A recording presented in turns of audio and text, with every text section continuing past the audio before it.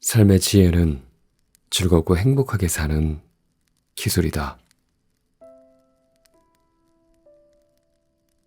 안녕하세요. 반갑습니다. 현준입니다. 날씨가 많이 추워졌죠? 저는 감기에 걸렸다가 이제 다 나아가는데 여러분들은 좀 어떤지 모르겠네요. 제 목소리가 아직 좀 돌아오지 않았죠? 감기 진짜 조심하셔야 돼요. 저번에 제가 오프닝 멘트 하면서 이런저런 얘기를 했었는데 많은 분들이 오프닝 멘트 듣기 좋다라고 말씀해 주셔서 전 기분 좋았습니다. 되게 감사하고 뿌듯하고 행복하더라고요. 뭔가 감동이었습니다. 그래, 오늘 제가 읽어드릴 책은요, 마흔에 읽는 쇼펜하우어라는 책이에요. 이 책은 산지 좀 됐는데 이제서야 읽어드리네요. 이 책은 뭐랄까, 보면서 굉장히 공감이 많이 되었던 책이라고 말씀드리고 싶어요. 책의 목차 구성도 좋고 좀 쉽게 쓰인 책이어서 한 번에 쓱 읽기 좋았던 것 같습니다. 보통 철학 관련 책이라고 하면 좀 어렵나? 하는 생각이 먼저 들기 마련인데, 이 책은 우리가 살아가는 실생활에 연관지어서 쇼펜하우어의 철학을 이야기해 주니까 저는 되게 쉽게 읽혔던 것 같습니다. 아마 다른 분들에게도 잘 읽히기 때문에 계속 베스트셀러 자리에 있는 게 아닐까요? 그래요, 저는 이 책이 삶의 해답은 바로 이거야 하면서 답을 알려주는 책이라고 생각하지 않아요. 다만 잔잔하다가도 정말 나도 모르는 사이에 폭풍우가 휘몰아치는 그런 삶이라는 바다에서 어떻게 하면 뒤집히지 않고 균형을 잡으며 살아낼 수 있을까에 대한 고민을 좀 직접 해봐 하면서 좀 질문을 던지는 책이라고 이야기하고 싶어요. 우리가 문제를 알아야 답을 낼 수 있어요. 삶이 참 어렵죠. 삶이라는 게 내 삶이 이상하긴 한데, 문제가 있긴 한데 도대체 왜 이렇게 힘들고 왜 삶이 열심히 사는데 나아지는 게 없는지 모를 때가 많잖아요. 이 문제 자체를 모를 때가 참 많아요.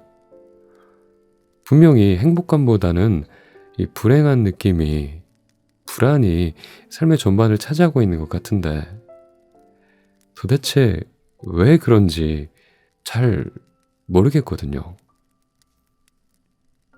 그때 아마 스스로 좀 성찰해보고 고민해보기보다는 그냥 답답해, 재미없어, 삶이 행복하지가 않은데?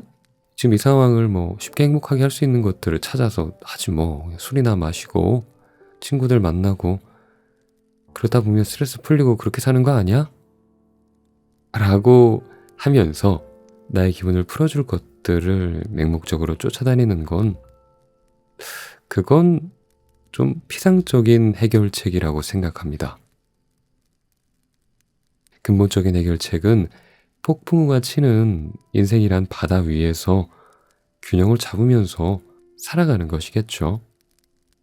그런 의미에서 보면 우리가 쇼펜하우어의 말을 듣고 또 책을 읽는 일은 지금 내가 불행한 원인, 진짜 원인을 찾아보려고 노력하는 일일 겁니다. 그 원인들이 눈에 그려질 때 문제를 인식하게 되고 좀 더 나은 방향으로 삶을 다시 꾸릴 수 있게 되겠죠. 그래요. 이런 말이 있습니다. 거인의 어깨 위에 올라서라 라는 말. 아마 이 말의 뜻은 이미 수세기를 지나며 많은 발견들과 깨달음들, 이야기들이 전해져 내려오니 소년들의 지혜를 배운 다음에 거기서 한 걸음 더 나아가란 뜻일 거예요.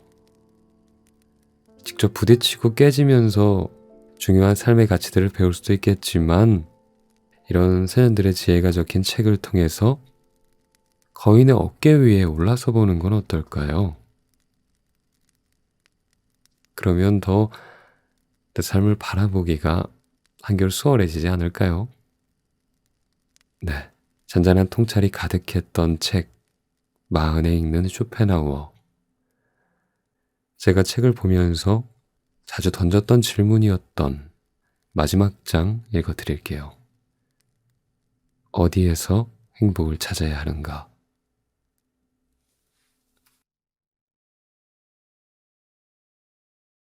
행복한 순간은 너무나 짧다. 행복이 짧고 고통이 길게 느껴지는 이유는 행복이 찰나의 꿈처럼 느껴지는 반면 고통은 현실적으로 느껴지기 때문이다. 이를 증명하듯이 한국인의 일생이 80년이라고 할 때 평생 웃는 시간은 고작 한 달밖에 되지 않는 조사 결과가 있었다. 하루에 웃는 시간은 90초 뿐이다. 반면 걱정하고 근심하는 시간은 하루에 3시간으로 조사돼 평생 10년이나 걱정하며 사는 것으로 나타났다. 최근 뇌과학이 밝혀낸 바에 따르면 인간은 대개 일생 동안 50만 번 이상은 웃는다. 대체적으로 나이가 어릴수록 웃음이 많고 연령이 높아질수록 그 빈도가 줄어든다고 한다. 50만 번이 아주 많아 보이지만 생애를 기준으로 환산하면 웃는 시간은 줄어든다고 볼 수 있다. 웃음이 줄어드는 이유는 행복한 감정을 제대로 파악하지 못한 이유도 있겠지만 뇌 노화 같은 생리적인 퇴행도 꼽을 수 있고 사회적인 환경도 역할을 한다고 볼 수 있다. 쇼펜하우어는 행복이란 많은 경우 결핍에서 충족으로 넘어가는 짧은 순간이라고 말한다. 왜냐하면 늘 결핍은 인간에게 고통이지만 충족에서 과잉으로 넘어가면 권태, 지루함의 감정에 사로잡히기 때문이다. 행복은 그 사이의 짧은 만족의 순간이라고 할 수 있다. 우리가 행복을 즐기는 순간은 찰나와 같이 금방 지나간다. 영원하고 또 지속적인 행복은 없기 때문에 오히려 그런 작은 행복감에 만족할 수 있어야 된다. 행복은 멀고 크고 높은 곳에 있는 것이 아니라 일상 가까운 곳에 있다. 행복은 결핍이 채워질 때 느끼는 주관적인 만족감이다. 쇼펜하우어는 결핍에서 느끼는 불쾌에서 만족을 느끼는 쾌감으로 넘어가는 과정을 빠른 이행으로 봤다. 너무나 짧은 순간에 만족이 결정되기 때문에 행복과 불행의 차이는 기대보다 크지 않다. 인간이 불행한 이유는 여러 가지 결핍 때문인데 언젠가 그 결핍이 충족되면 행복감으로 넘어갈 수는 있으나 그 지속도가 너무나 짧다. 그래서 행복의 순간은 인지하지 못하고 지나는 경우가 많다. 영원한 행복이란 존재할 수 없다. 모든 쾌락은 단순히 결핍을 제거하고 긴장에서 벗어나는 것에 있으므로 오래 지속되지 않는다. 성공, 성취, 합격 등 우리가 행복했던 순간을 되돌아보면 너무나 짧았다는 걸 알 수 있다. 어려운 시험에 합격했다고 해서 그 기쁨이 몇 달씩 지속되지는 않는다. 인생의 큰 틀에서 보면 대부분 작은 것에서 행복이 이루어진다. 음식을 먹을 때 첫 숟가락에서, 사람들을 처음 만났을 때의 설렘에서, 첫 출근에서 등등 우리의 결핍을 채워서 만족으로 넘어가는 단계인데 이때가 가장 행복하다. 행복은 빨리 잊혀진다. 또 다른 결핍이 우리를 기다리고 있기 때문이다. 우리는 미래에 어떤 일을 겪을지 알 수 없으며 그 고통을 견디면서 살아가게 된다. 그러므로 너무 큰 행복을 기대해서는 안 된다. 일본의 소설가 무라카미 하루키의 수학행이란 용어가 꽤 유행한 적이 있다. 수학행은 그의 에세이 랑게란스 섬의 오후에서 쓰인 말로 소소하지만 확실한 행복의 축약어다. 갓 구운 빵을 손으로 찢어 먹을 때, 서랍 안에 반듯하게 정리되어 있는 속옷을 볼 때 느끼는 행복, 그런 것과 같이 바쁜 일상에서 느끼는 작은 즐거움을 뜻한다. 작지만 확실하게 실현할 수 있는 행복이나 그런 행복을 추구하는 삶의 경향이다. 소소하지만 확실한 행복은 작은 만족에서 얻는다. 짧은 행복은 작을 수밖에 없다. 소식이 몸을 건강하게 하고 폭식이 건강을 해치듯이 행복은 소소한 것에서 찾아야 작고 짧은 행복을 느낄 수 있다. 행복은 늘 빠르게 지나가기 때문이다. 시간이나 젊음, 모든 것은 잠깐 머무르다가 떠나가기 때문에 작은 쾌락에 만족할 줄 알아야 한다. 갈증을 채워주는 커피 한 잔이 정말 우리를 행복하게 하는 것처럼 말이다. 짧은 만남, 인연이 주는 작은 즐거움에 감사할 수 있어야 된다. 감당할 수 없는 너무 큰 행복이나 만족은 따분함을 가져와 새로운 것을 찾게 만든다. 40대는 인생의 고통을 충분히 알기 시작한 나이다. 사회적으로도 어느 정도 자리를 잡아 인정도 받고 인간관계의 폭도 넓어지고 결혼하여 자녀가 있는 경우도 있다. 성취한 만큼 책임도 늘어나면서 고통도 많아진다. 40대는 자신의 인생의 전체를 들여다봐야 한다. 인생의 시작과 함께 끝을 생각하면서 자신만의 계획이 필요할 때다.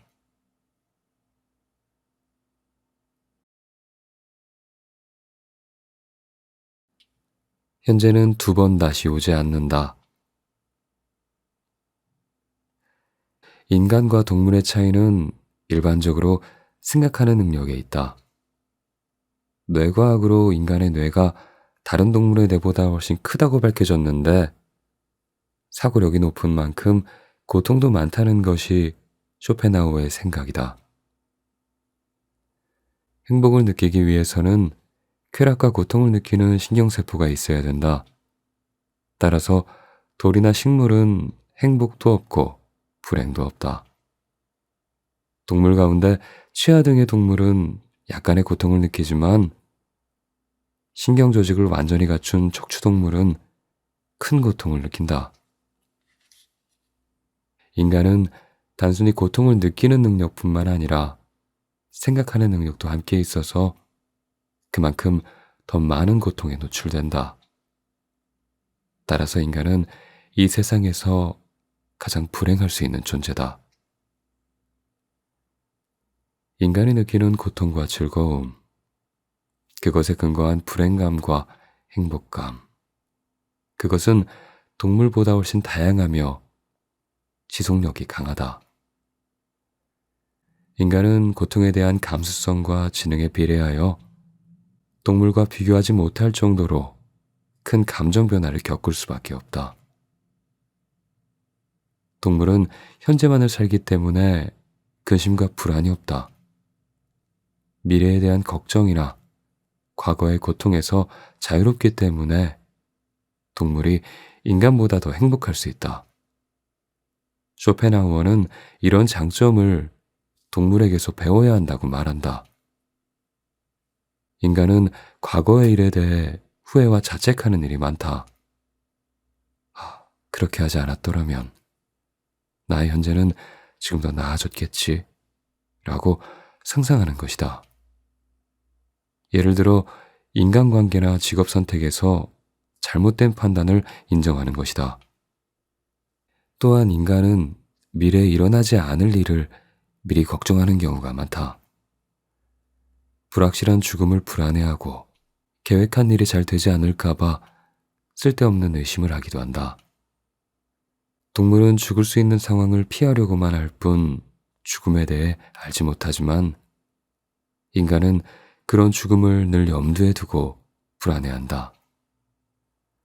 인간만이 죽음을 대비하여 막연한 두려움과 지나친 공포를 느낀다.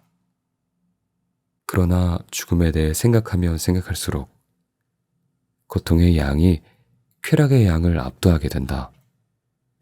동물은 미래에 대한 희망이나 기대가 없기 때문에 그것에 따른 행복이나 불행이 없다. 인간만이 즐거운 미래를 예상하고 상상력을 발휘해서 아름다운 환상에 사로잡힌다. 더 나아가 인생의 전체를 내다보면서 계획을 세우기도 한다.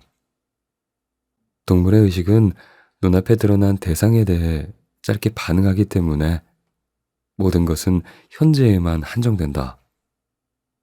그러나 인간이 느끼는 즐거움은 실체하지 않는 미래의 환영이다. 감각이 무딘 동물이 현재에만 몰입하기 때문에 행복한 반면에 상상력으로 만든 미래의 환영에 갇혀 사는 인간은 불행하다.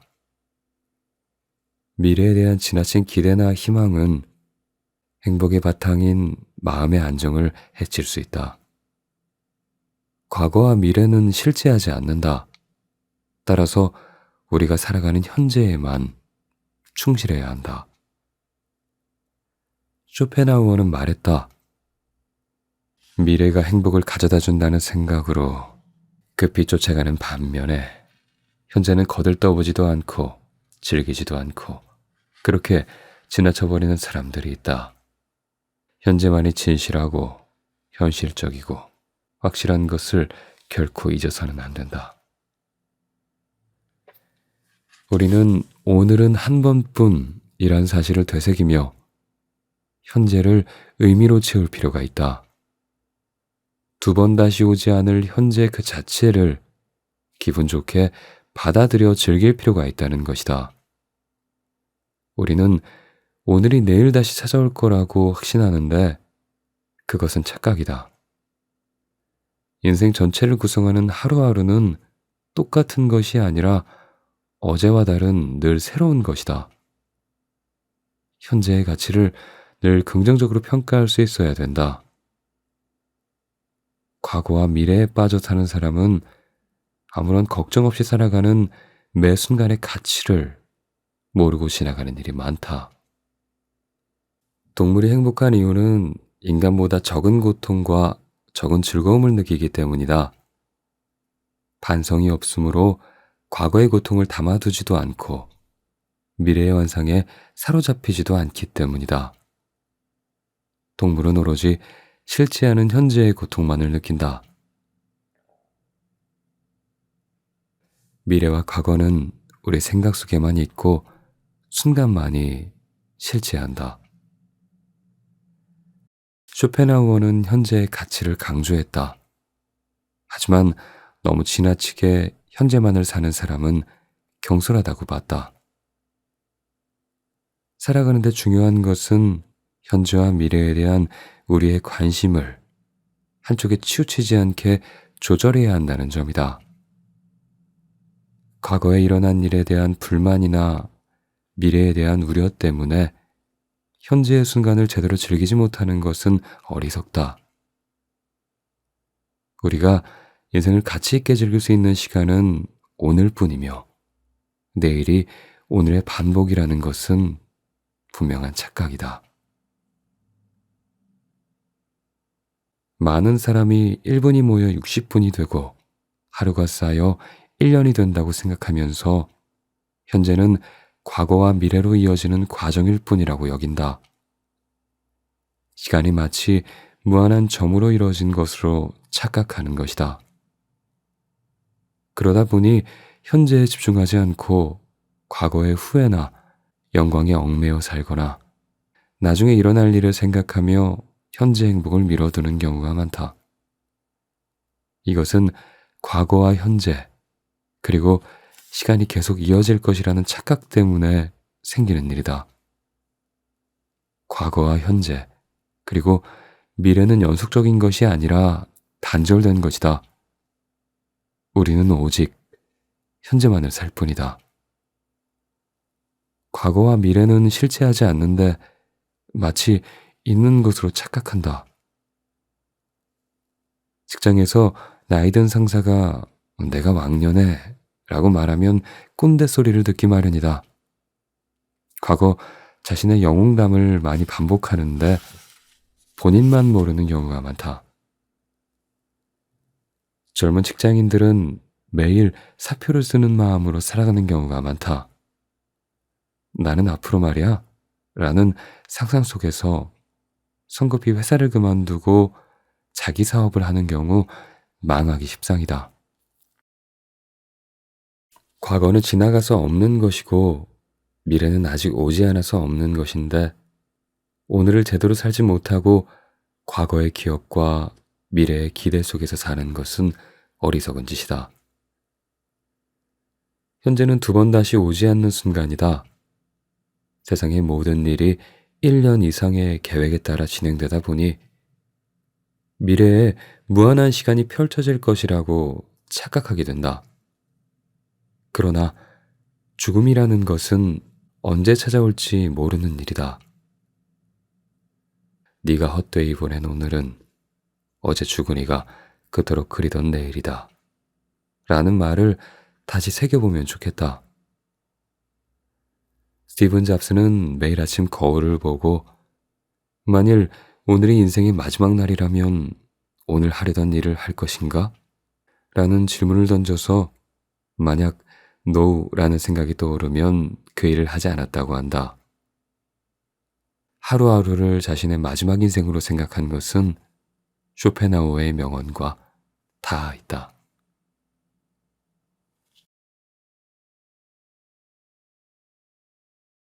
얼마나 소유했는지는 중요하지 않다.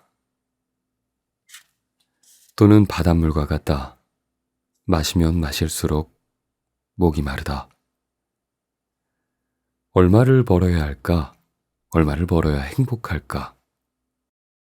그 한계를 정하는 일은 어렵다. 연봉과 재산, 주택 등과 관련해 절대적인 기준은 제시할 수 없다. 사람마다 행복을 위해 갖춰야 할 부는 욕망에 따라 달라지기 때문에 상대적이다. 재산에 욕심이 없는 사람은 가난만 피한다면 만족하는 삶을 살고 엄청난 재산을 갖고 있는 사람이라도 만족하지 못하고 갖지 못한 것을 갈망하면 불행하게 여길 수 있다. 각자의 욕망과 만족에 따라 달라지는 부는 행복의 절대적인 조건이 될 수 없다. 부에 대한 집착이 강할수록 채워지지 않는 갈증은 더 심해질 수 있다. 부유한 집안에서 태어나고 아버지가 돌아가신 후 주식을 물려받아 경제적으로 여유로웠던 쇼펜하우어는 부의 중요성을 누구보다 잘 알았다.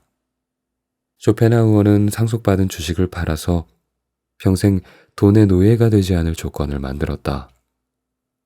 그 덕분에 많은 철학자가 돈을 벌기 위해 강의를 한 반면 쇼펜하우어는 평생 돈 걱정 없이 당당하게 철학 공부와 연구에만 매진할 수 있었다. 그는 돈의 가치를 누구보다 잘 알았던 부자였다. 쇼펜하우어는 아버지 회사의 주식을 상속받아서 거기서 생기는 수입으로 조촐하게 살았지만 금융 쪽도 나름 잘 알고 있었다. 그가 주주로 있는 어떤 회사가 파산했을 때 다른 주주들은 70%의 지불에 동의했으나 쇼펜하우어는 전액 지불을 우겨서 모두 받아냈을 정도다. 부는 누가 소유하고 관리하느냐에 따라 큰 차이를 보인다. 쇼펜하우어는 많은 사람이 부를 인생의 목적으로 잘못 생각한다고 했다. 부라는 것이 인간의 본래 소유물이 아니라 운에 의해서 줄어들 수 있다는 사실을 알게 된다면 부에 대한 욕망이나 집착이 줄어든다. 부에 대한 갈증이 줄어들어 더 이상 고통을 느끼지 않게 된다. 따라서 부에 대한 욕심을 줄이면 행복감이 늘어날 수 있다. 이를 아는 사람은 돈을 잃어도 행복감을 되찾는데 오래 걸리지 않는다. 부는 관리가 중요하다. 부유한 집안에서 태어난 사람은 부를 공기처럼 없어서는 안 되는 것으로 여기고 자신의 생명처럼 지켜서 검소한 생활을 한다. 태어나면서 많은 재산을 갖고 있는 사람은 경제적으로 독립하여 일하지 않고 살아갈 수 있는 특권을 누린다. 진정한 부자에게 부는 향락이나 낭비의 대상이 아니다. 많은 상속을 받은 경우 자신의 재능에 따른 창조적인 삶을 누릴 수 있다.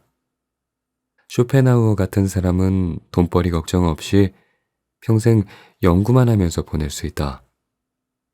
반대로 불행한 경우도 있다.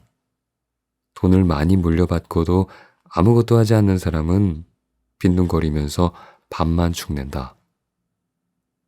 교양이나 지식이 없어서 정신적인 활동에 흥미가 없는 사람은 부자의 고통인 무료함을 달래기 위해 돈을 낭비하다가 결국 빈곤으로 떨어지는 경우가 많다. 또한 필요 이상으로 많은 부를 가진 사람 중에는 그 재산을 유지하기 위해 걱정하느라 행복하지 못한다. 그런 부자는 불행하다고 느낀다. 돈은 인간의 다양한 욕망을 충족시켜준다는 점에서 행복의 상대적인 조건이다. 그러나 이미 부를 많이 소유한 사람들이 가진 재물에 대한 욕심 때문에 열심히 일하는 사람들은 잘못된 시야에 갇혀 있다. 부에 대한 갈증은 절대로 채워질 수 없다는 점을 알 필요가 있다. 재산이나 부의 가치와 비교해 더 가치 있는 건 지적인 교양이다. 돈을 채워도 정신이 텅 비어 있으면 행복할 수 없기 때문이다. 돈을 소유하는 사람보다 사용하는 사람의 태도에서 그 가치가 달라진다. 쇼펜하우어처럼 부모로부터 많은 재산을 상속받아서 돈 걱정 없이 철학 공부를 할 수 있는 것이 그가 생각한 행복한 부자의 전형이다. 많은 사람들이 부에 집착하는 경향이 커졌다.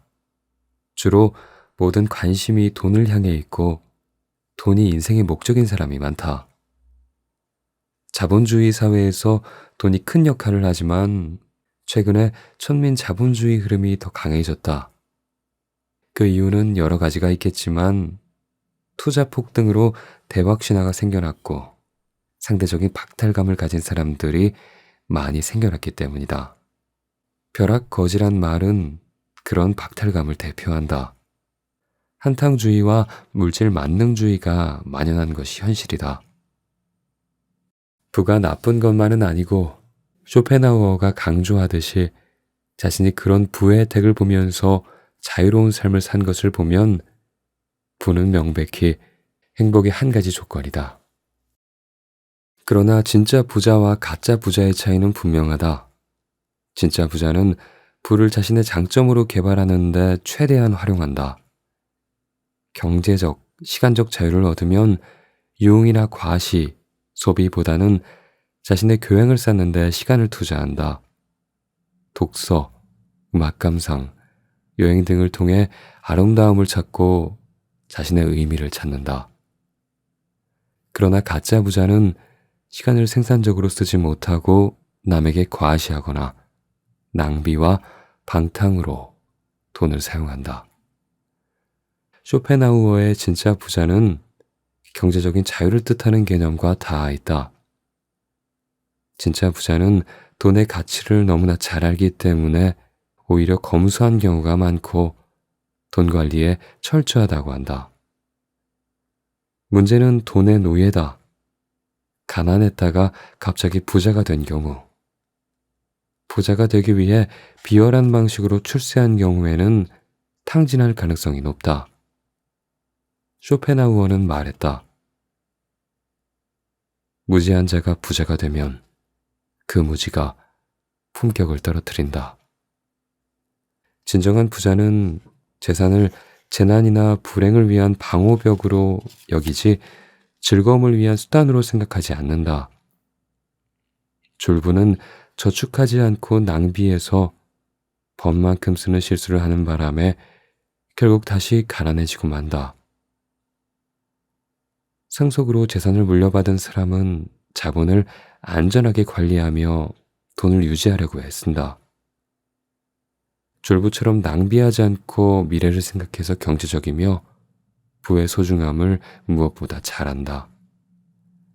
즉, 부는 없어서는 안 되는 공기와 같은 것이므로 부를 생명처럼 지키며 신중하고 검소하다.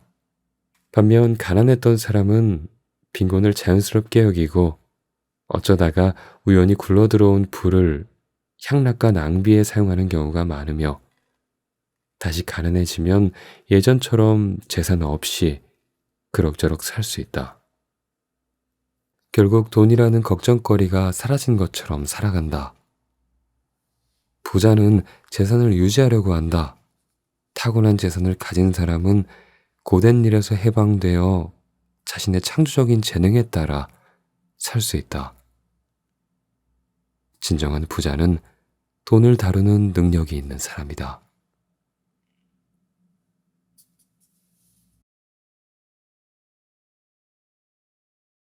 타인의 평가는 중요하지 않다. 나이가 40이 넘으면 살아가면서 주변 사람들의 평가를 마냥 무시할 수도 없다. 흔히 타인의 평가는 직장에서, 사업에서, 만남에서 객관적인 조건이 된다. 하지만 참된 행복의 조건을 안에서 찾아야 한다면 타인의 평가는 어쩌면 행복과는 무관할 수가 있다. 쇼펜하우어에 따르면 타인의 눈에 비친 나의 모습은 명예, 지위, 명성, 출세 등으로 나타난다.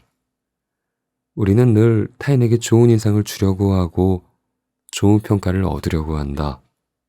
그만큼 인간은 혼자 뭔가를 이루기에는 부족한 점이 있기 때문에 다른 사람의 지지와 호의를 이끌어내려고 한다.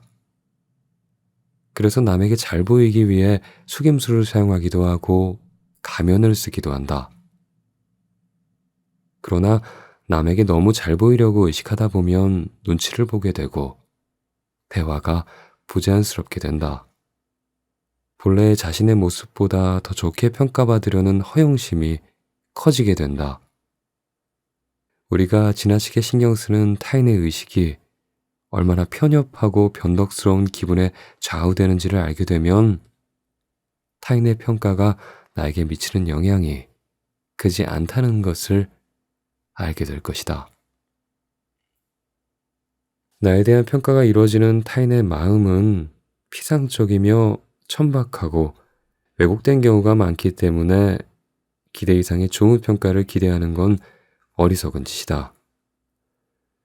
타인은 정작 나의 일에 크게 관심이 없기 때문이다. 그것은 우리가 타인을 평가하는 방식을 보면 쉽게 유추할 수 있다. 타인에 대한 제3자의 판단은 객관적이지 않다. 특히 칭찬이 아니라 비난인 경우 그 사람의 사고방식을 보면 무식하고 편견이 있고 좁고 빈약한 경우도 있다. 그런 평가는 아예 무시하는 것이 더 낫다. 쇼펜하우어는 타인의 시선에 지나치게 신경 쓰는 잘못된 예로 어느 죽음을 앞둔 사형수의 이야기를 한다.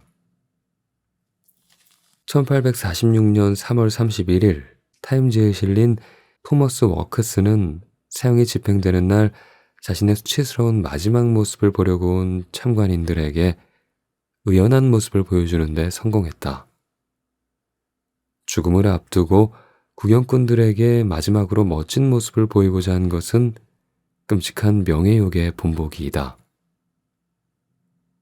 명예나 출세를 중시하는 사람뿐만 아니라 많은 사람은 남이 나를 어떻게 생각할까? 라는 걱정에 살고 있다. 자신이 지닌 참된 모습보다는 남의 마음속에 깃든 자신의 모습을 더 중요하게 생각하는 것이다. 만약 우리가 남의 눈치를 보지 않고 산다면 불필요한 불안은 사라질 것이다. 인간의 많은 고뇌와 번민은 남의 시선을 지나치게 의식하는 잘못된 태도에서 유래한다. 그 바탕에는 질투, 증오심, 허영심, 자존심 등이 있다. 즉, 남과 비교하여 더 좋게 평가받고 싶으면서 다른 사람의 장점을 증오하게 된다. 또한 실제 자신보다 더 좋게 평가받고 싶은 허영심은 무시받지 않으려는 자존심으로 나타난다. 이 가운데 불행감을 가져오는 허영심을 없애는 일이 가장 어렵다.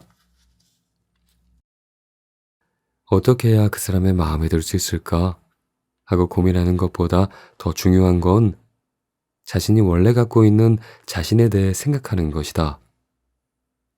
명예, 지위, 명성은 예를 들면 나의 목숨이나 건강보다 결코 중요하지 않다.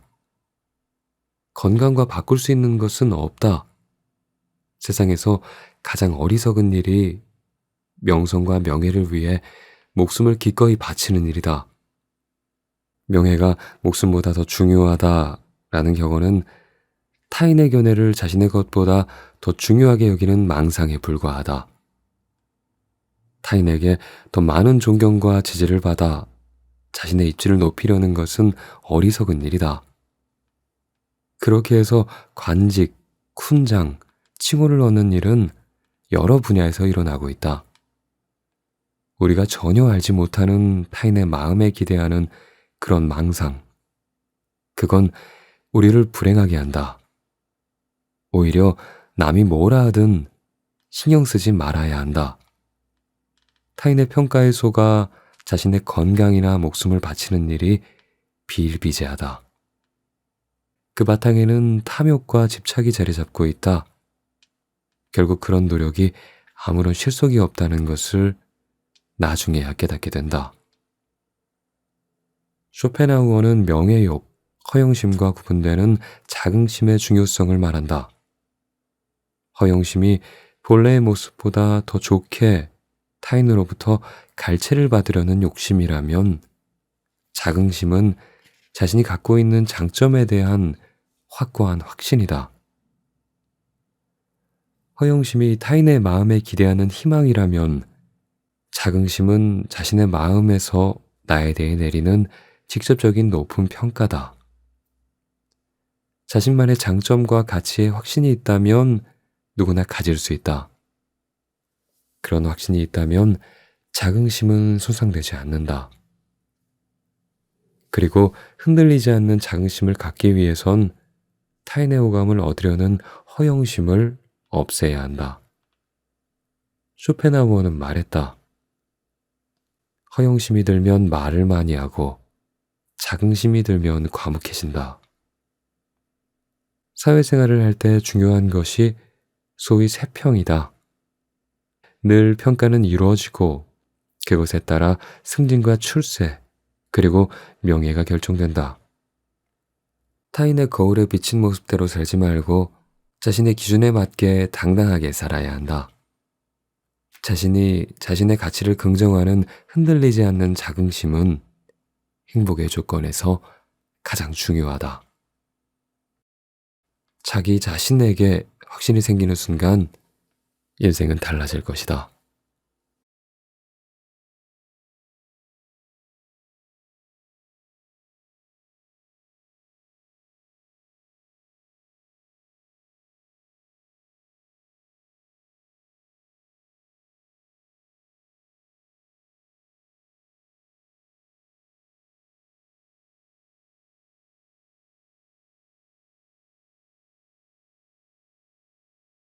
행복한 순간은 너무나 짧다. 행복이 짧고 고통이 길게 느껴지는 이유는 행복이 찰나의 꿈처럼 느껴지는 반면 고통은 현실적으로 느껴지기 때문이다. 이를 증명하듯이 한국인의 일생이 80년이라고 할 때 평생 웃는 시간은 고작 한 달밖에 되지 않는 조사 결과가 있었다.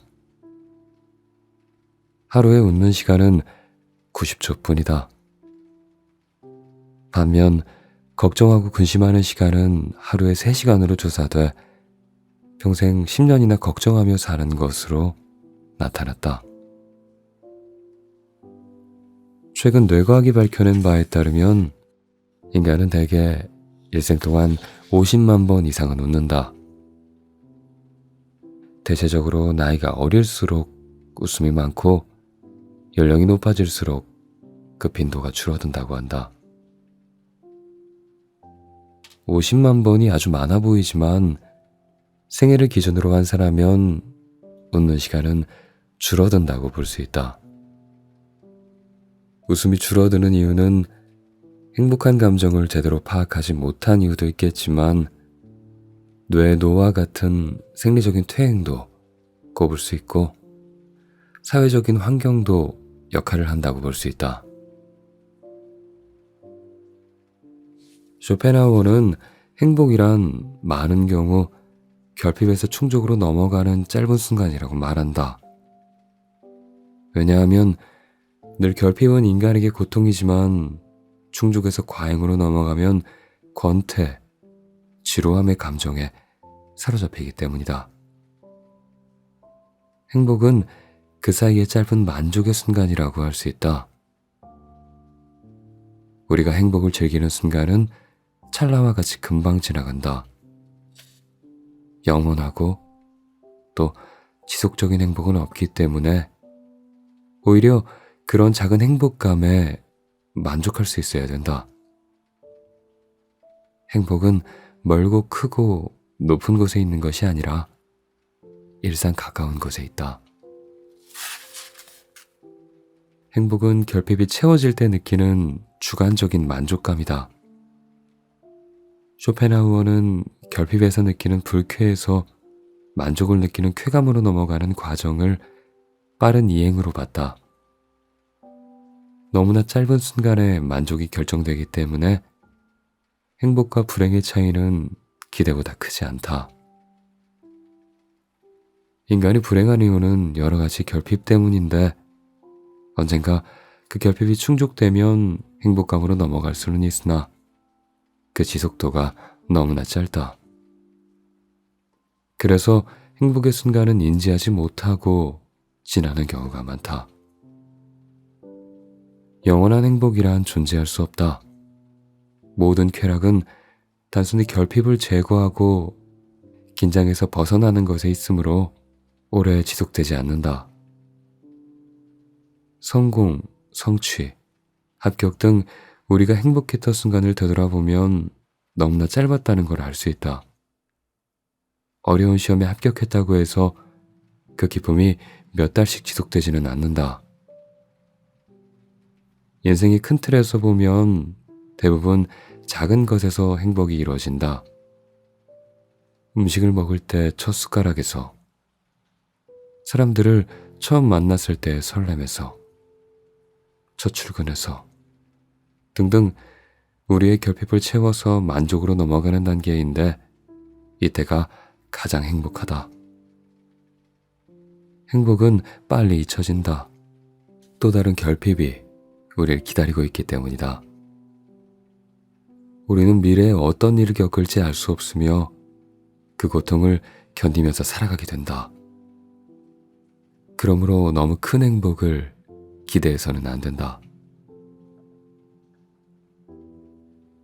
일본의 소설가 무라카미 하루키의 수학행이란 용어가 꽤 유행한 적이 있다. 수학행은 그의 에세이 랑게란스 섬의 오후에서 쓰인 말로 소소하지만 확실한 행복의 축약어다. 갓 구운 빵을 손으로 찢어 먹을 때, 서랍 안에 반듯하게 정리되어 있는 속옷을 볼 때 느끼는 행복, 그런 것과 같이 바쁜 일상에서 느끼는 작은 즐거움을 뜻한다. 작지만 확실하게 실현할 수 있는 행복이나 그런 행복을 추구하는 삶의 경향이다. 소소하지만 확실한 행복은 작은 만족에서 얻는다. 짧은 행복은 작을 수밖에 없다. 소식이 몸을 건강하게 하고 폭식이 건강을 해치듯이 행복은 소소한 것에서 찾아야 작고 짧은 행복을 느낄 수 있다. 행복은 늘 빠르게 지나가기 때문이다. 시간이나 젊음, 모든 것은 잠깐 머무르다가 떠나가기 때문에 작은 쾌락에 만족할 줄 알아야 한다. 갈증을 채워주는 커피 한 잔이 정말 우리를 행복하게 하는 것처럼 말이다. 짧은 만남, 인연이 주는 작은 즐거움에 감사할 수 있어야 된다. 감당할 수 없는 너무 큰 행복이나 만족은 따분함을 가져와 새로운 것을 찾게 만든다. 40대는 인생의 고통을 충분히 알기 시작한 나이다. 사회적으로도 어느 정도 자리를 잡아 인정도 받고 인간관계의 폭도 넓어지고 결혼하여 자녀가 있는 경우도 있다.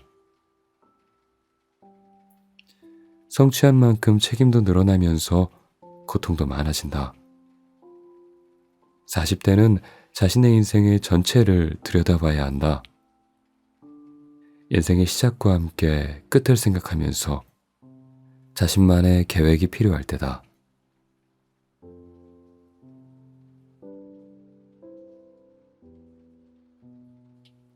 현재는 2번 다시 오지 않는다. 인간과 동물의 차이는 일반적으로 생각하는 능력에 있다.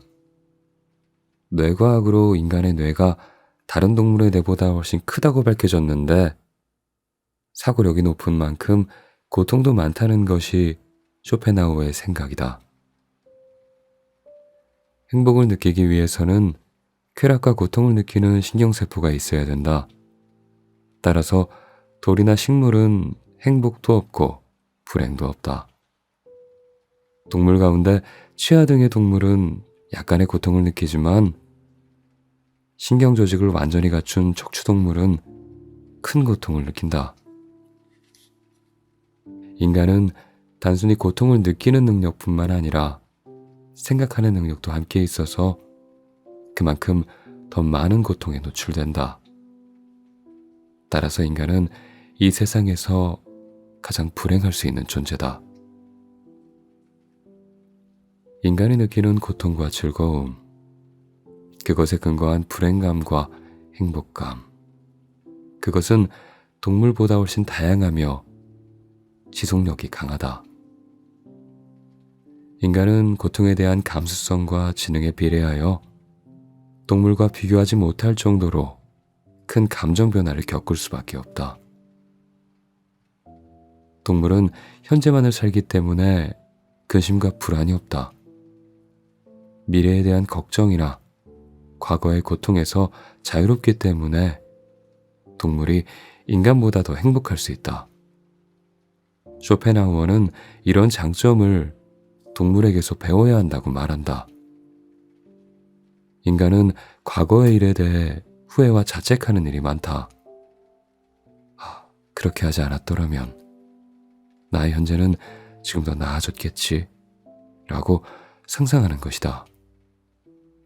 예를 들어 인간관계나 직업 선택에서 잘못된 판단을 인정하는 것이다.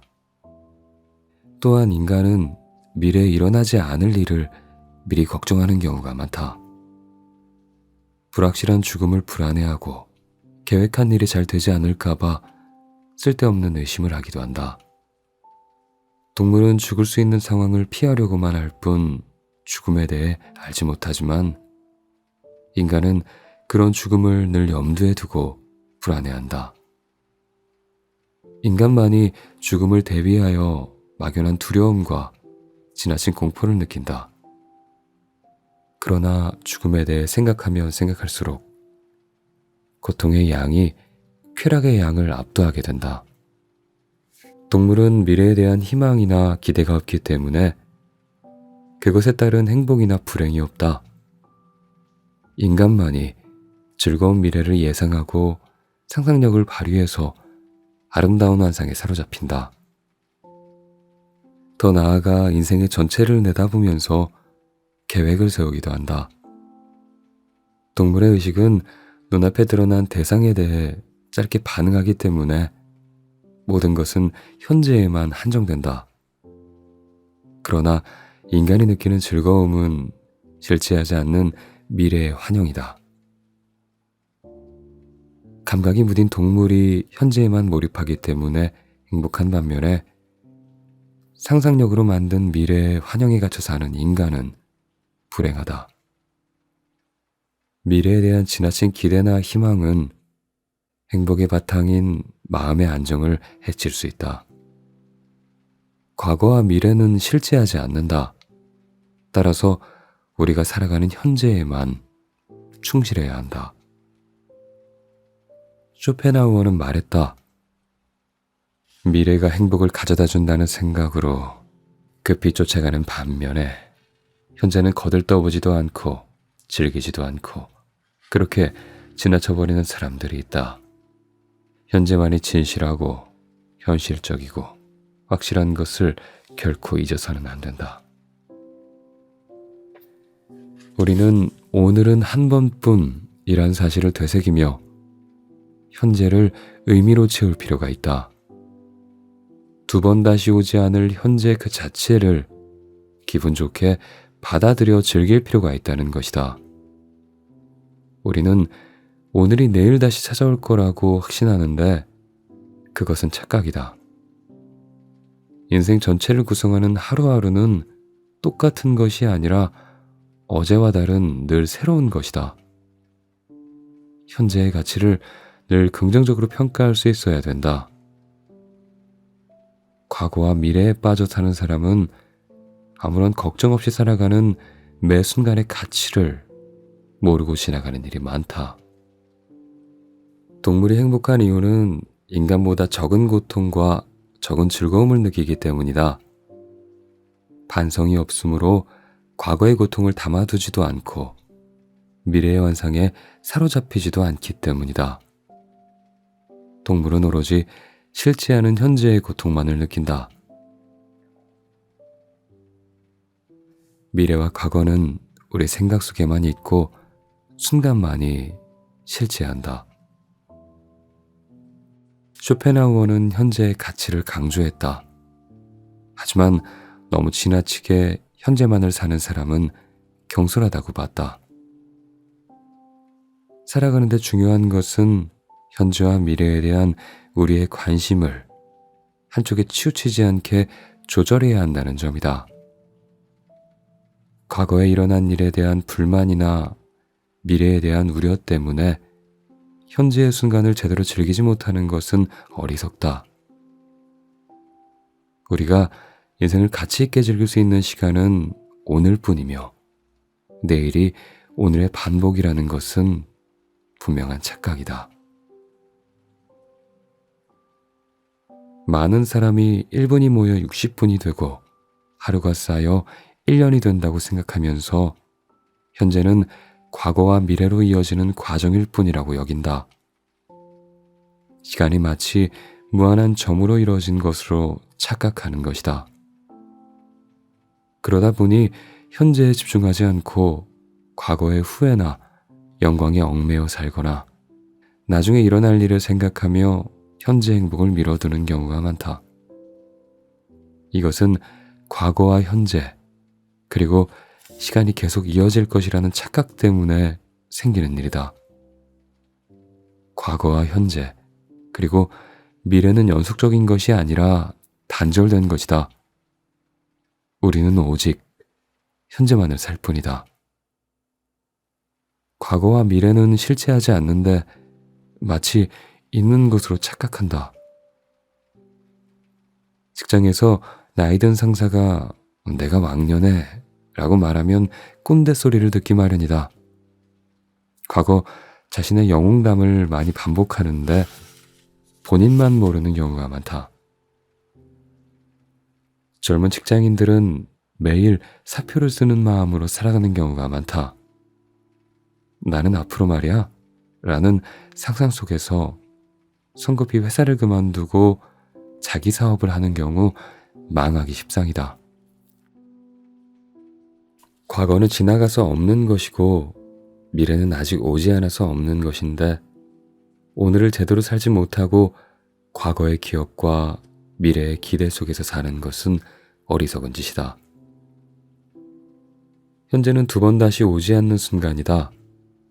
세상의 모든 일이 1년 이상의 계획에 따라 진행되다 보니 미래에 무한한 시간이 펼쳐질 것이라고 착각하게 된다. 그러나 죽음이라는 것은 언제 찾아올지 모르는 일이다. 네가 헛되이 보낸 오늘은 어제 죽은이가 그토록 그리던 내일이다.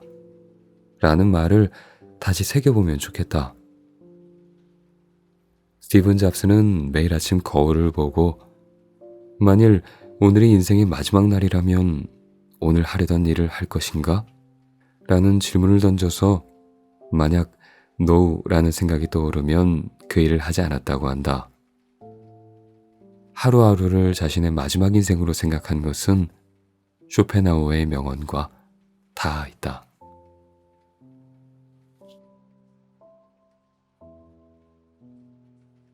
얼마나 소유했는지는 중요하지 않다. 돈은 바닷물과 같다. 마시면 마실수록 목이 마르다.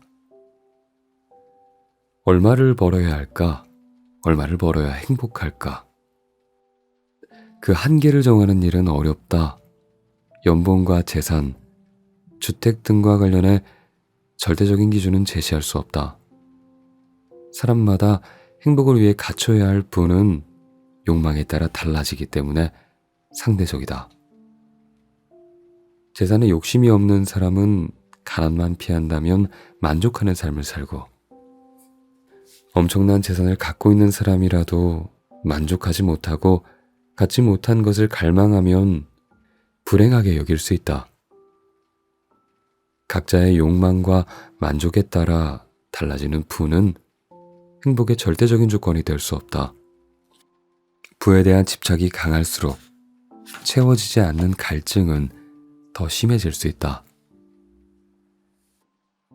부유한 집안에서 태어나고 아버지가 돌아가신 후 주식을 물려받아 경제적으로 여유로웠던 쇼펜하우어는 부의 중요성을 누구보다 잘 알았다. 쇼펜하우어는 상속받은 주식을 팔아서 평생 돈의 노예가 되지 않을 조건을 만들었다. 그 덕분에 많은 철학자가 돈을 벌기 위해 강의를 한 반면 쇼펜하우어는 평생 돈 걱정 없이 당당하게 철학 공부와 연구에만 매진할 수 있었다. 그는 돈의 가치를 누구보다 잘 알았던 부자였다. 쇼펜하우어는 아버지 회사의 주식을 상속받아서 거기서 생기는 수입으로 조촐하게 살았지만 금융 쪽도 나름 잘 알고 있었다. 그가 주주로 있는 어떤 회사가 파산했을 때 다른 주주들은 70%의 지불에 동의했으나 쇼펜하우어는 전액 지불을 우겨서 모두 받아냈을 정도다. 부는 누가 소유하고 관리하느냐에 따라 큰 차이를 보인다. 쇼펜하우어는 많은 사람이 부를 인생의 목적으로 잘못 생각한다고 했다. 부라는 것이 인간의 본래 소유물이 아니라 운에 의해서 줄어들 수 있다는 사실을 알게 된다면 부에 대한 욕망이나 집착이 줄어든다. 부에 대한 갈증이 줄어들어 더 이상 고통을 느끼지 않게 된다. 따라서 부에 대한 욕심을 줄이면 행복감이 늘어날 수 있다.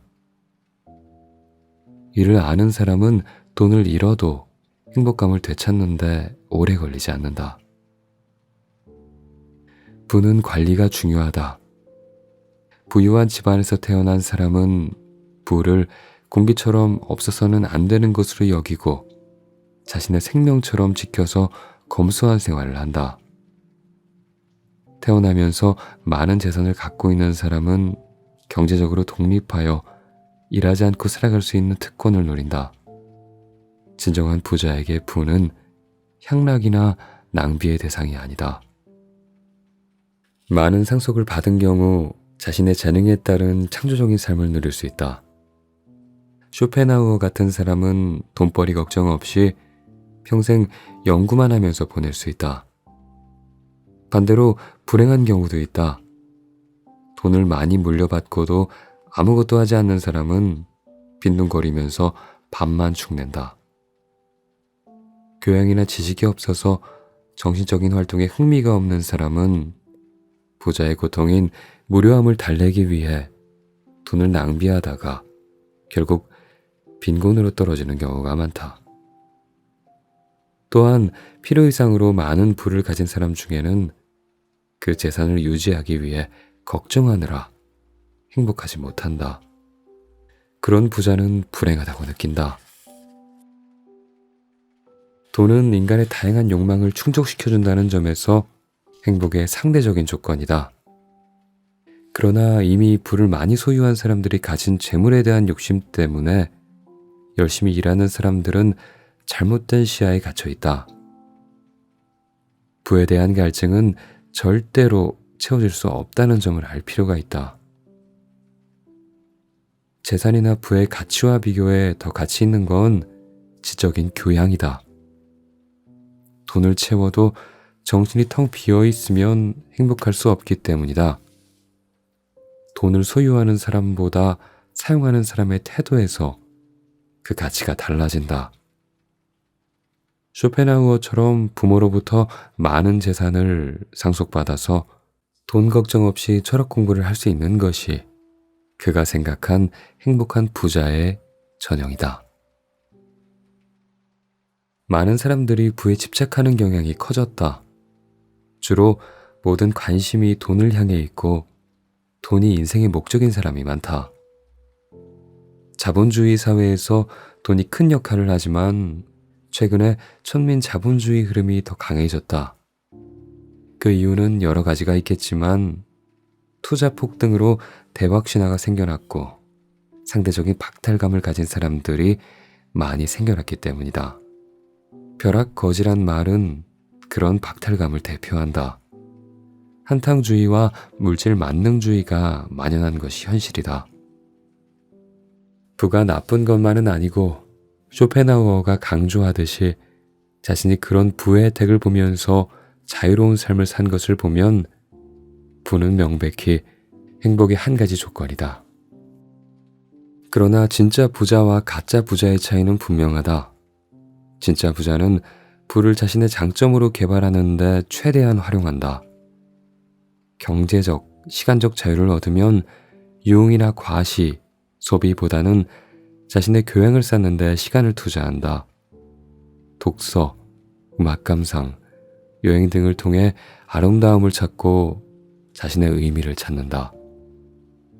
그러나 가짜 부자는 시간을 생산적으로 쓰지 못하고 남에게 과시하거나 낭비와 방탕으로 돈을 사용한다. 쇼펜하우어의 진짜 부자는 경제적인 자유를 뜻하는 개념과 닿아 있다.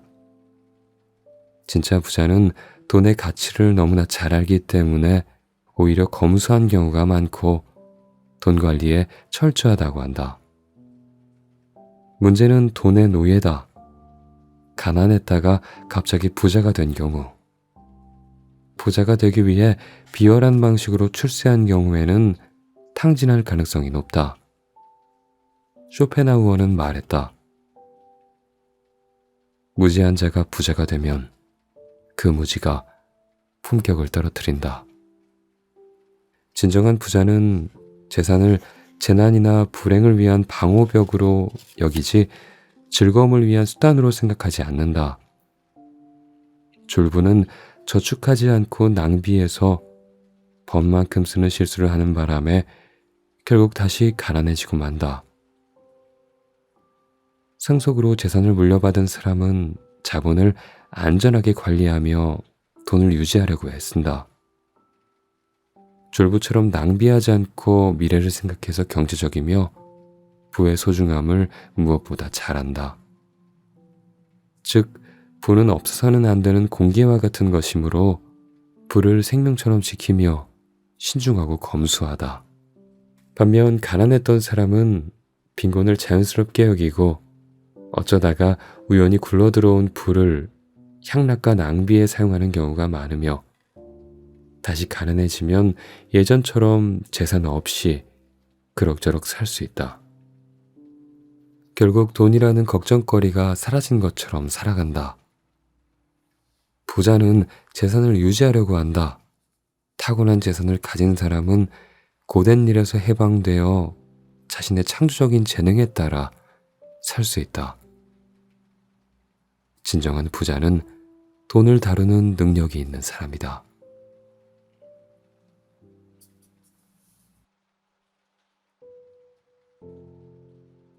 타인의 평가는 중요하지 않다. 나이가 40이 넘으면 살아가면서 주변 사람들의 평가를 마냥 무시할 수도 없다. 흔히 타인의 평가는 직장에서, 사업에서, 만남에서 객관적인 조건이 된다. 하지만 참된 행복의 조건을 안에서 찾아야 한다면 타인의 평가는 어쩌면 행복과는 무관할 수가 있다. 쇼펜하우어에 따르면 타인의 눈에 비친 나의 모습은 명예, 지위, 명성, 출세 등으로 나타난다. 우리는 늘 타인에게 좋은 인상을 주려고 하고 좋은 평가를 얻으려고 한다. 그만큼 인간은 혼자 뭔가를 이루기에는 부족한 점이 있기 때문에 다른 사람의 지지와 호의를 이끌어내려고 한다. 그래서 남에게 잘 보이기 위해 속임수를 사용하기도 하고 가면을 쓰기도 한다. 그러나 남에게 너무 잘 보이려고 의식하다 보면 눈치를 보게 되고 대화가 부자연스럽게 된다. 본래 자신의 모습보다 더 좋게 평가받으려는 허영심이 커지게 된다. 우리가 지나치게 신경 쓰는 타인의 의식이 얼마나 편협하고 변덕스러운 기분에 좌우되는지를 알게 되면 타인의 평가가 나에게 미치는 영향이 크지 않다는 것을 알게 될 것이다. 나에 대한 평가가 이루어지는 타인의 마음은 피상적이며 천박하고 왜곡된 경우가 많기 때문에 기대 이상의 좋은 평가를 기대하는 건 어리석은 짓이다. 타인은 정작 나의 일에 크게 관심이 없기 때문이다. 그것은 우리가 타인을 평가하는 방식을 보면 쉽게 유추할 수 있다. 타인에 대한 제3자의 판단은 객관적이지 않다. 특히 칭찬이 아니라 비난인 경우 그 사람의 사고방식을 보면 무식하고 편견이 있고 좁고 빈약한 경우도 있다. 그런 평가는 아예 무시하는 것이 더 낫다. 쇼펜하우어는 타인의 시선에 지나치게 신경 쓰는 잘못된 예로 어느 죽음을 앞둔 사형수의 이야기를 한다. 1846년 3월 31일 타임즈에 실린 토머스 워크스는 사형이 집행되는 날 자신의 수치스러운 마지막 모습을 보려고 온 참관인들에게 의연한 모습을 보여주는 데 성공했다. 죽음을 앞두고 구경꾼들에게 마지막으로 멋진 모습을 보이고자 한 것은 끔찍한 명예욕의 본보기이다. 명예나 출세를 중시하는 사람뿐만 아니라 많은 사람은 남이 나를 어떻게 생각할까? 라는 걱정에 살고 있다. 자신이 지닌 참된 모습보다는 남의 마음속에 깃든 자신의 모습을 더 중요하게 생각하는 것이다. 만약 우리가 남의 눈치를 보지 않고 산다면 불필요한 불안은 사라질 것이다. 인간의 많은 고뇌와 번민은 남의 시선을 지나치게 의식하는 잘못된 태도에서 유래한다. 그 바탕에는 질투, 증오심, 허영심, 자존심 등이 있다. 즉 남과 비교하여 더 좋게 평가받고 싶으면서 다른 사람의 장점을 증오하게 된다. 또한 실제의 자신보다 더 좋게 평가받고 싶은 허영심은 무시받지 않으려는 자존심으로 나타난다. 이 가운데 불행감을 가져오는 허영심을 없애는 일이 가장 어렵다. 어떻게 해야 그 사람의 마음에 들 수 있을까 하고 고민하는 것보다 더 중요한 건 자신이 원래 갖고 있는 자신에 대해 생각하는 것이다. 명예, 지위, 명성은 예를 들면 나의 목숨이나 건강보다 결코 중요하지 않다. 건강과 바꿀 수 있는 것은 없다. 세상에서 가장 어리석은 일이 명성과 명예를 위해 목숨을 기꺼이 바치는 일이다. 명예가 목숨보다 더 중요하다라는 격언은 타인의 견해를 자신의 것보다 더 중요하게 여기는 망상에 불과하다.